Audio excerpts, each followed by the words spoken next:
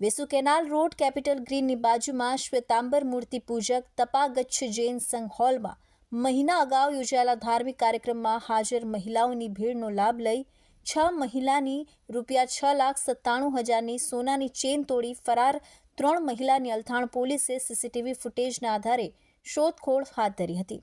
Crime branch અને અલથાણ પોલીસની સંયુક્ત ટીમે તેના આધારે દિલ્હી પહોંચી ત્યાં પણ 3 દિવસ રોકાણ કરી મહિલા ગેંગની સૂત્રધાર વનિતા જયચંદ રંગાસ્વામીને ઝડપી લીધી હતી. પોલીસે તેની પૂછપરછ કરતા જાણવા મળ્યું હતું કે દિલ્હીમાં તેઓ જે વિસ્તારમાં રહે છે તે વિસ્તારની મહિલાઓ ચોરી અને ઠગાઈમાં સામેલ હોય ત્યાંની ગેંગને પોલીસે જ ઠગ ગેંગ નામ આપ્યું છે. પોલીસ પકડવા આવે ત્યારે હુમલો પણ કરતી આ ગેંગમાં 3 મહિલા સામેલ છે. તેઓ ઓનલાઈન અને સોશિયલ મીડિયામાં સર્ચ કરી જૈન લોકોના પ્રસંગની માહિતી મેળવી જે તે શહેરના નજીકના શહેરમાં ટ્રેનમાં આવી ત્યાંથી બસમાં જે તે શહેરમાં આવે છે. બાદમાં રિક્ષામાં જૈન લોકોના પ્રસંગમાં તેમના જેવા કપડાં પહેરી હાજર રહી મહિલાઓને ટાર્ગેટ કરી ચેઇન ચોરે છે.